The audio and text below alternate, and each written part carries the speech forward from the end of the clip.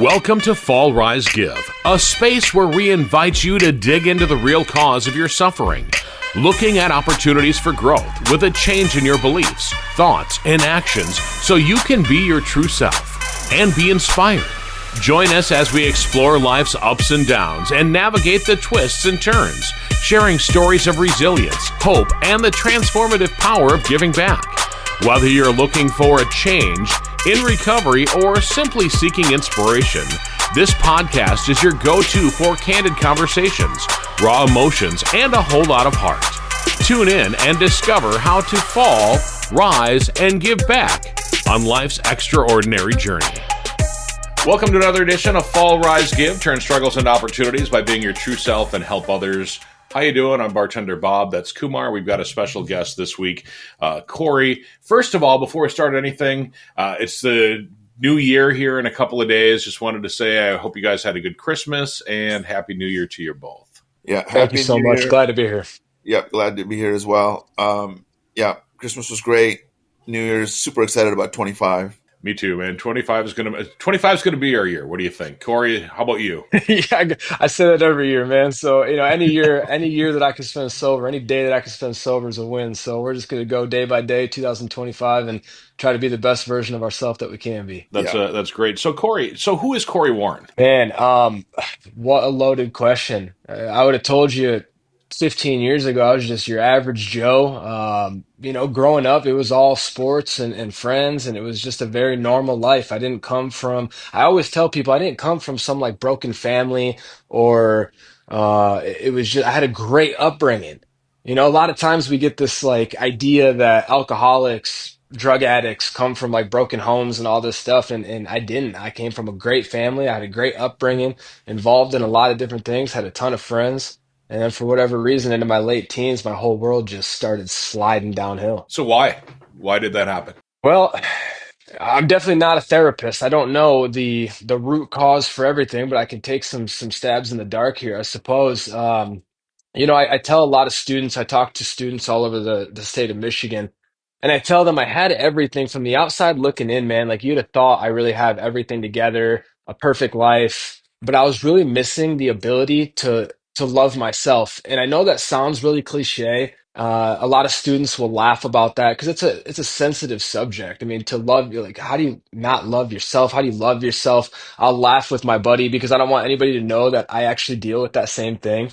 But how I loved me is how you love me, Bob, right? So if you like me, if you're like, Corey, I like you, you're a good dude, then I'm gonna like me. But my value and my worth came completely from how you guys feel about me. So later into high school, especially into college, it was like, let me show up to the party and watch this. If I bring a case of beer and I bring a couple fists and I dump it all on the table around a bunch of people, everyone's like, man, I love that Corey's here. It's so much more fun when Corey shows up. It's great when Corey comes to the party. Dude, I'm getting invited to parties all over the place, and that's making me feel what? Loved. Super good. Loved. I feel loved. So that was my first experience, man, was just trying to fit in, and I found that alcohol really was my in to start feeling that love from other people. The love part of it is really deep. We went down this self-worth issue thing and external validation and all that. But who are you now? Like, what drives you today? What's the Corey Warren story of who you really are? I think it's an ever evolving question. I think if you'd have asked me that 5 years ago, I'd have told you something completely different than today. You'd have told me that before my kids were born, I'd have told you something different. So I think there's a lot of what I am. What I am is a business owner. What I am is a person in recovery. What I am is a father, is a husband, is a friend, is a son. But who I am, man, is it's ever evolving. I'm loving. I want to help people. I try to uphold the highest values and morals in my life that I possibly can. I fail all the time, but I try, right? I definitely try. Who I am are those things, Kumar, that you can't take away from me. Exactly. Does that make sense? That's exactly why you're Yeah. here, Corey. We get sometimes deep, sometimes superficial, a little bit here and there. But ultimately, the theme of who you are, I get chills about hearing that story, about really being caring, compassionate, giving back. Our podcast is called Fall, Rise, Give. Every one of us falls, and oftentimes a lot of us get back up and rise again.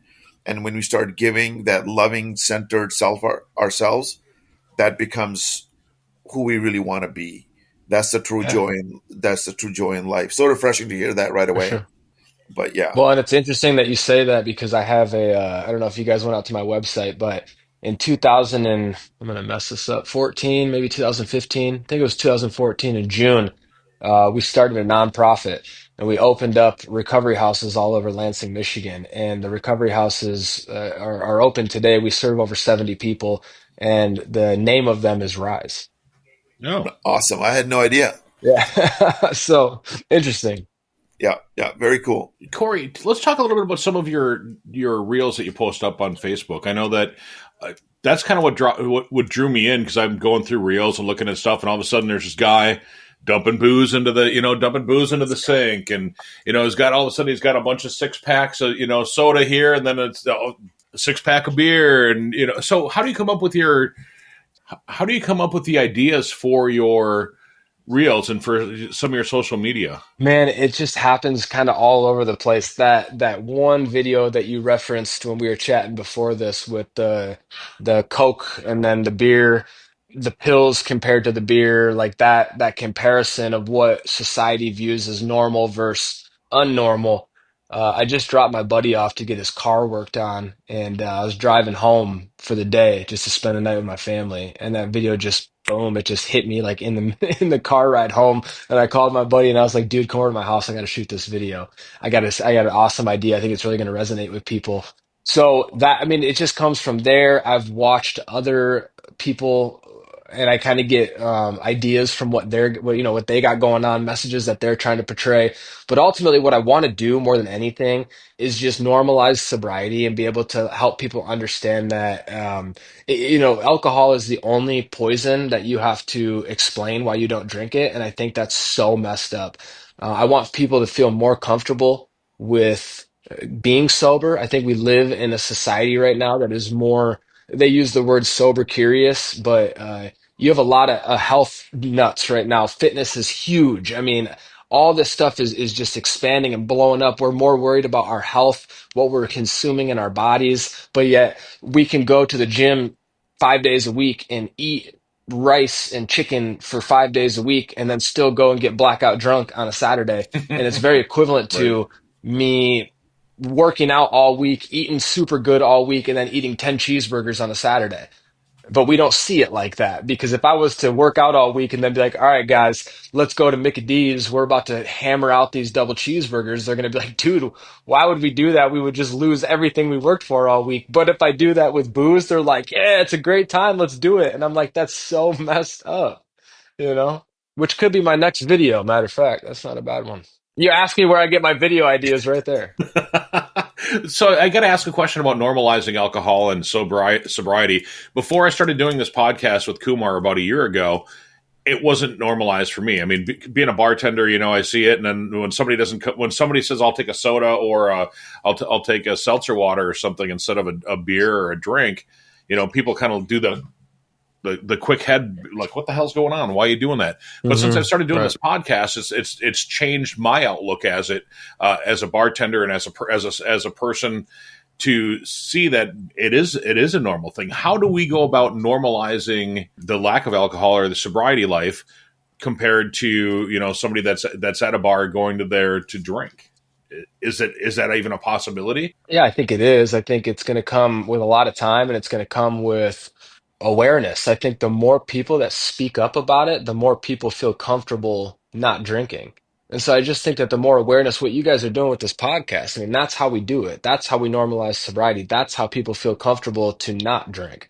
But I mean, you're up against, a multiple multi-billion dollar alcohol companies with the top marketing teams and the top, executives that are running the show, man, they're going to make you feel like alcohol is the way to go. So we're up against a giant right now. But it's not that it can't get done. It's just going to take time, and it's going to take people stepping up. And I just want to add to that. I think one of our guests, one of my good friends, Christine, we had on a couple of weeks back. She lives her sobriety out loud. she's not afraid to mention that she's sober and then she's in the 12-step program and all of that good stuff. I can't do that as often, but I'm thinking about it more and more. The reason of the podcast was really to help what I call the mainstream drunk, the mainstream person who goes out and gets loaded on a Saturday night or starts drinking on a Thursday and goes to the gym every day. I always went to the gym, but I couldn't lose weight. And so for me, I didn't have any legal problems. I didn't have any, non-functional stuff going on. I knew I couldn't stop drinking for 2 or 3 days in a row. And during COVID, it got bad enough when I had to have a couple of glasses of wine after work every day. The key for me really now is opening up about this. We feel so insecure about, hey, I've got a disease. I hate to share that disease with other people. So the more I'm learning about, emotional sobriety, spiritual sobriety, and living it out loud, I'm a super grateful alcoholic now. To me, this program has brought so much to me as far as recovery and all the blessings and spiritual part of it.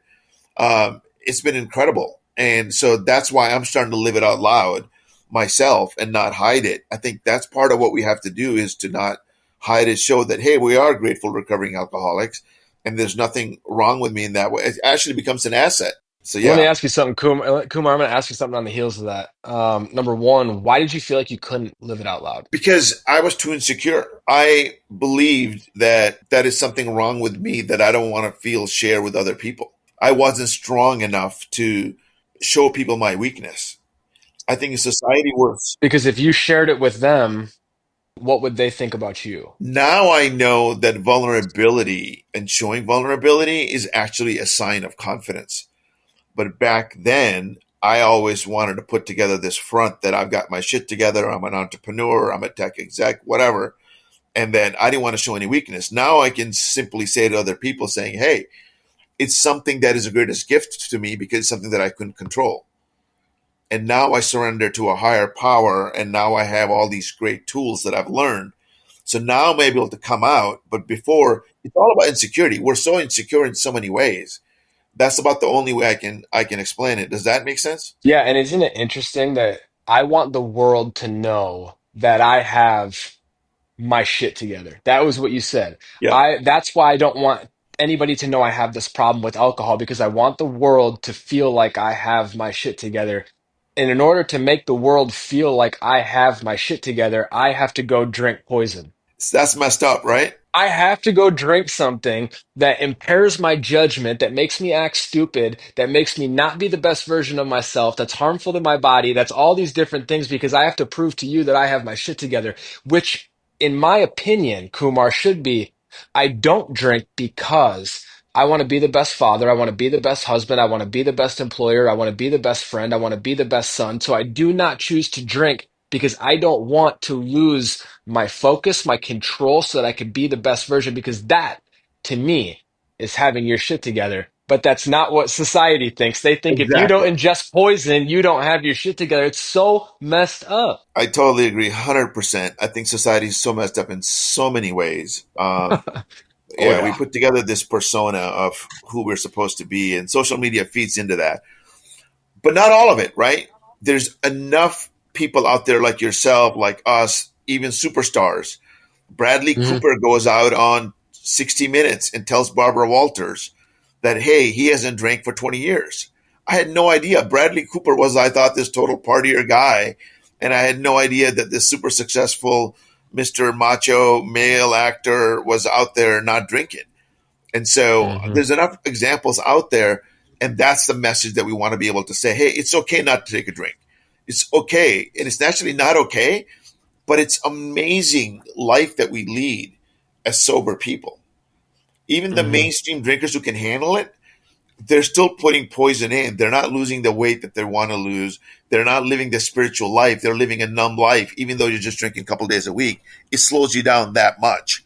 So I don't want to tell, kind of the message of this podcast a little bit to me was, it's a, I don't know about tagline, but mainstream drunks guide to the galaxy, whatever that is, right? So that's kind of what we were originally thinking about it. But yeah, it's fascinating. We want to normalize the idea of you want to live an inspired life and alcohol gets in the way of that. Hmm. So Corey, Yeah. let's talk about some struggles because our tagline at the beginning is turning struggles into opportunities. What have been some of your biggest struggles? Oh.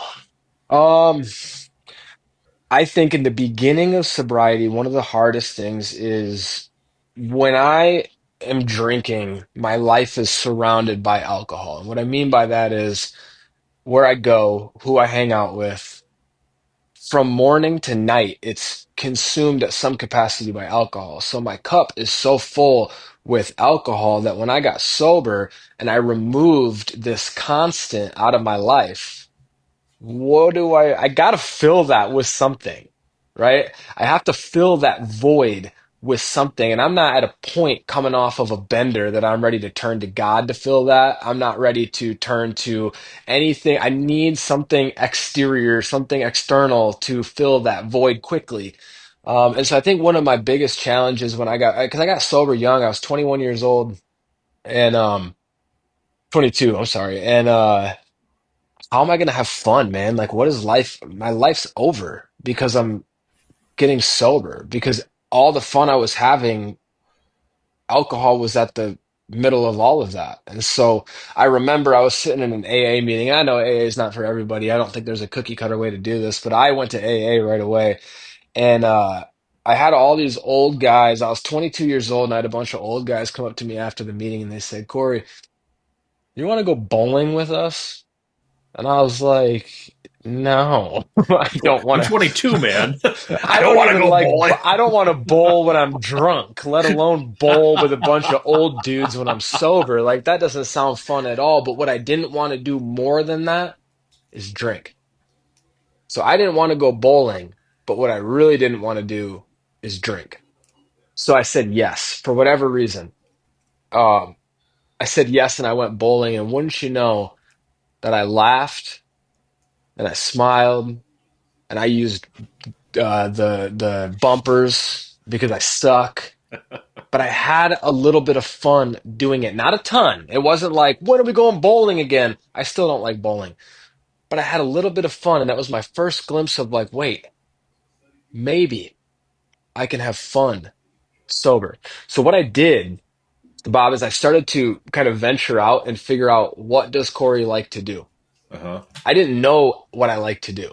My hobbies today are all things that I learned how to do when I was sober. This guy calls me, he says, "Corey, you want to go golfing?" No, that's the dumbest sport I've ever seen. I watch it on TV. It's ridiculous. You look like idiots running around on this golf course chasing this ball, getting upset and breaking your clubs. But I went golfing now. I golf a couple times a week every single summer that whenever I get a chance, I go golf because it's one of the most therapeutic things to me in the world. Before I got sober, I would have never gone out in 20-degree weather and gone and climbed up a 30-foot tree just to sit there and wait for some sort of deer to cross my path. That sounds miserable, but I hunt religiously every single fall. Deer hunting is one of my favorite things to do. Turkey hunting, coyote hunting. I love everything about it. I learned how to do that when I was sober. I learned how to play golf after I got sober. I learned all the things that I like to do after I got sober. So I think sobriety really allows the freedom to be able to figure out, what do you want to do? What do you like to do? Do you like to write? Do you like to read? Do you like to, whatever the case may be? So one of my biggest challenges was, how do I fill the time once I get sober? And one of the things that we talk about in my coaching program is, number one, we got to figure out a schedule, and we got to figure out how to fill your time, because if we don't, it's never going to work. You won't last. So that was one of my biggest struggles right there. I'm actually glad to hear you say the things that you've started doing after you stopped drinking because we've had that conversation with many of our guests in the past about, oh man, my life's going to be boring as hell. There's nothing to do. And they've all said it. Kumar said it. You're saying it now that, you can learn all kinds of new things and all kinds of new activities once you put the bottle away or the pipe away or the pills or the whatever, whatever the addiction is, you can go on, move on, and become a better version of yourself. Yeah. I heard, gosh, who was it? I'll think of his name, but I heard a celebrity say alcoholism recovery is the only thing that actually, once you go through it and you get sober, you're a better version of yourself than you were when you started drinking or before you ever started drinking. I thought that was really, really cool that he said that. And I think it's so true. When we can start working on ourselves, how many people don't work on themselves at all? Probably a 90, majority of the population. yeah, 99% of the people that I know don't work on themselves. Right, right. And so we get the opportunity to work on ourselves. It's only a little bit about putting the alcohol down. That's it. It's a little bit. It's only a small percentage. After we put the alcohol down, we got to get to work. So, what have you gained since you've overcome your struggles? Life. I gained what we're all looking for, which is to feel alive and to live. And that's not good all the time, right? So I say I gained the ability to feel alive and to live my life. That's not like just rainbows and unicorns 24/7. What I mean by I feel alive is that when something bad happens to me, I feel angry. I feel pissed. I feel sad. I feel lonely. I feel and I don't have to do anything about it. I could just feel. And that's such a freeing feeling. It's scary at first, it's uncomfortable, don't get me wrong. But the ability to feel life is incredible. I mean, you're hitting it right on. Obviously, you must be a really good coach. I can just tell just by how self-aware you are and how you've actually, gone down this path of realization, and then now you're starting to actualize. Tell us about your coaching program. Who's your target market? And then what's your process like? What's your core unique selling proposition? Yeah, that's a good question. So our coaching was basically just it started when my social media. So I started social media in July of 2024. I haven't been doing this a long time. It's been 6 months. That's Wow. it? Yeah, yep. Well, I should say I really started in I posted a couple crazy, just funny videos in July. I really started honing in towards like September, and my social media really took off to what you see. If you go back to the first videos of me talking about alcohol, you're going to see probably a September to current time frame. When I started, I mean, we're talking about, I think I hit on TikTok, YouTube, and Instagram over 100 million views in just a few months. That was the first sign of there's a problem, right? Because so many people are engaging and asking for help. We have a problem. I never would have thought that. I told my wife, I said, if I could just grow the social media to have like a couple thousand followers, that would be great. Well, I have close to 500,000 between all the channels, and my DMs are every single 5 minutes are going off. I knew there was a problem. I knew I couldn't address it by myself because I have to keep balance in my life to be a good husband, to be a good father. I can't sit on my phone and just ignore my family and ignore my responsibilities. We have a rehab that we own. I own a tattoo shop. My wife runs a salon. We have a lot of different irons in the fire, and I need to be present for all of those things. So I put together, I grabbed a couple coaches, a couple of my really good friends that I felt really comfortable with, who have decades of experience in this process and in peer recovery coaching. And I said, let's fire up a coaching program. We don't know nothing about it. We don't know what we're going to experience, but we're all peers. We're all certified to coach. And so let's give it a shot, see what happens. So we started coaching, and I was involved in a lot of those calls. And we didn't really know what to expect, but we knew what model we want to operate on. And so the model, and Kumar, to kind of go on what you're talking about is, and it's no secret. You don't have to, it's not like you have to pay for me to give you, I'll give it to you right now. I'll tell you what to say. If you could do it yourself without paying more, uh, kudos to you. I want to work on three things right away, and none of which mean stop drinking. I don't. I would never tell anybody to stop drinking. Number one, I'm not a doctor, so I'm not going to do that. I got a lady who I'm working with that, or one of our coaches is working with, drinking, 10 to 12 beers every single day.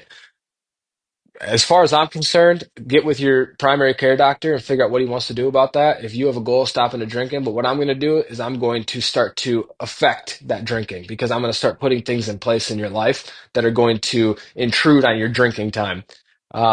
So I'm going to work on three different avenues primarily. I'm going to work one on structure. We all do really good with structure. When we don't have structure, we get bored. When we get bored, we start spinning. When we start spinning, I go to the store. So I need to keep you going. And what that looks like is if you always drank come 4 o'clock in the afternoon when you got out of work or 5 o'clock in the afternoon, all I'm going to do is just keep you busy in the beginning until 7. I'm just going to make it so you can't drink until 7.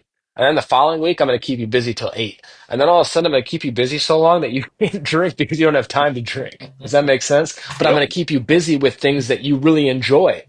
I'm not keeping you busy with crap that you hate doing. I'm going to keep you busy doing things that you really like. Because if I can't turn your life around to make it more fun to not drink than to drink, you're never going to change. Yep. Does that make sense? So we're going to Yep. talk a lot about structure, time management, and introducing new concepts into your life that can help you to feel like there's a light at the end of the tunnel.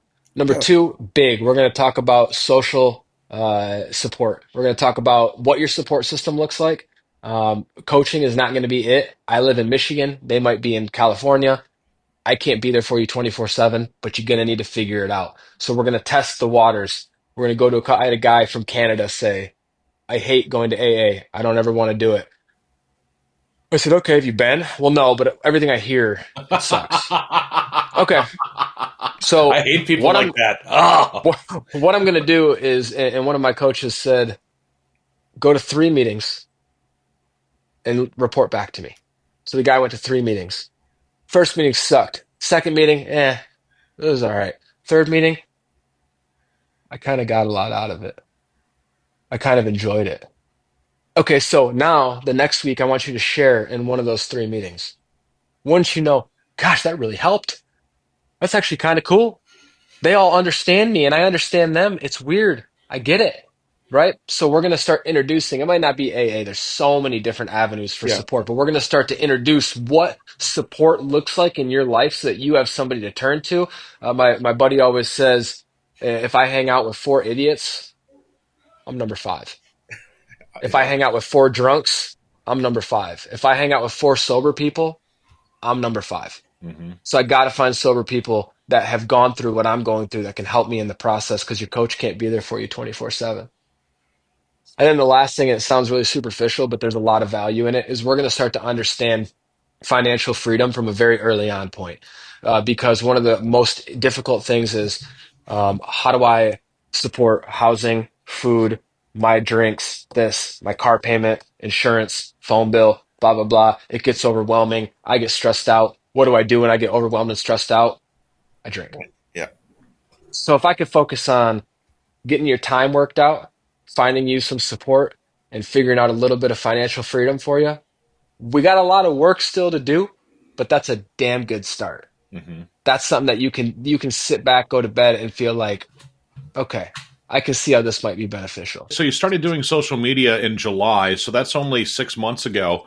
How did you promote yourself prior to that 6 months, and what made you jump into the whole social media circus? I'll use the word circus because that's basically what it is. So I kind of told you we have a program called Rise. We house 70 people coming out of jail, prison, rehab.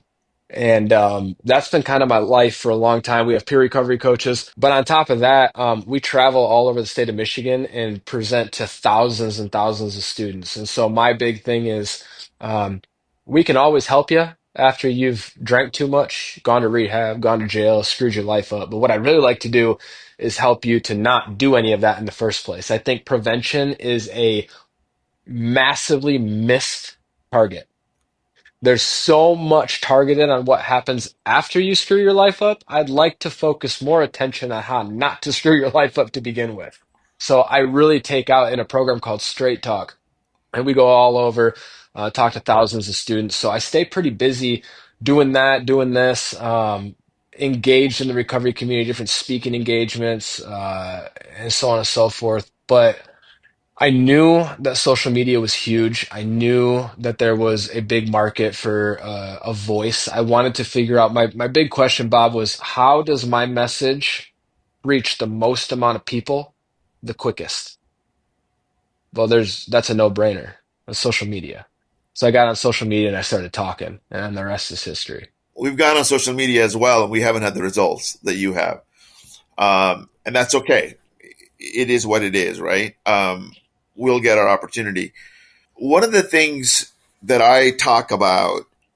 So we talk about the 7 secrets turn struggles into gifts. One of the things that these 12-step programs talk about is meditation. I've come up with a chakra-based meditation tool that helps people center themselves around the 7 energy centers in the body. And it's surprisingly, a lot of the recovery principles of the 12 steps coincide with these things. For example, the grounded root chakra, acceptance really helps with that. Helps you be grounded in where you are today.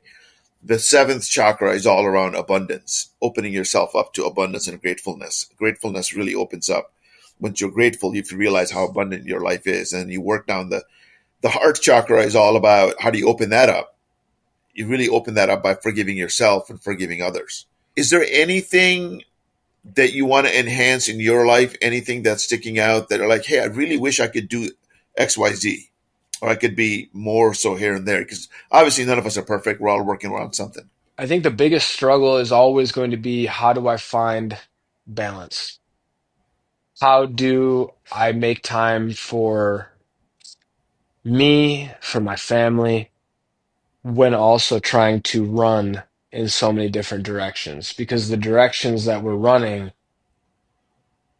are all really good.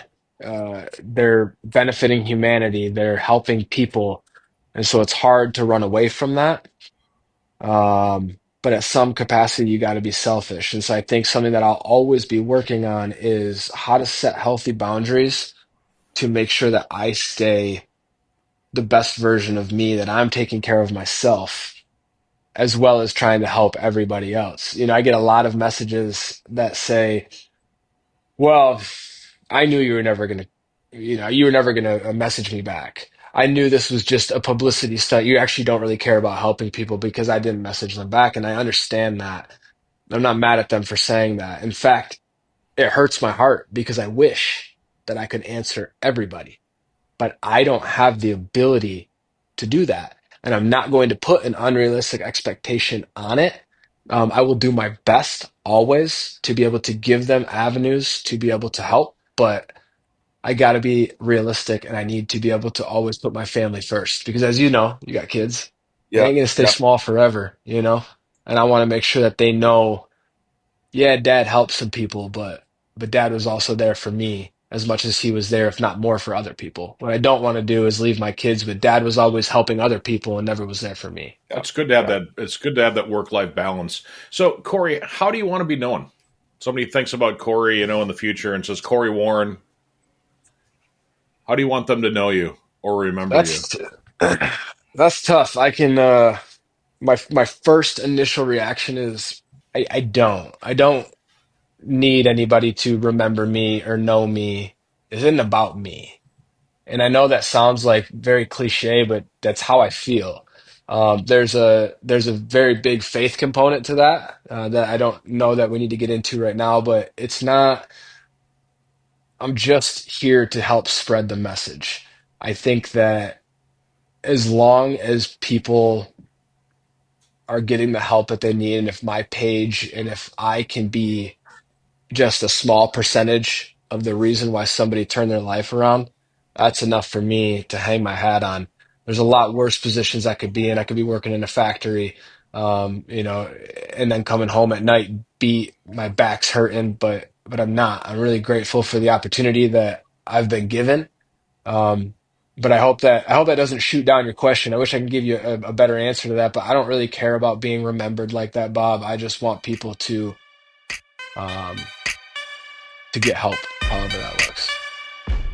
Thank you for joining us on this episode of Fall Rise Give, where we explore stories of resilience, growth, and giving back. If you enjoyed today's episode, please visit our website at www.fallrisegive.com. Also, consider subscribing to our podcast on your favorite platform and leaving us a review. Your feedback helps us to continue to bring you inspiring stories. Stay tuned for our next episode, and remember, every fall is a chance to rise, and every rise is an opportunity to give. Until next time, keep falling, rising, and giving. This is Fall Rise Give, produced by podcastforhire.com. Thank you for listening.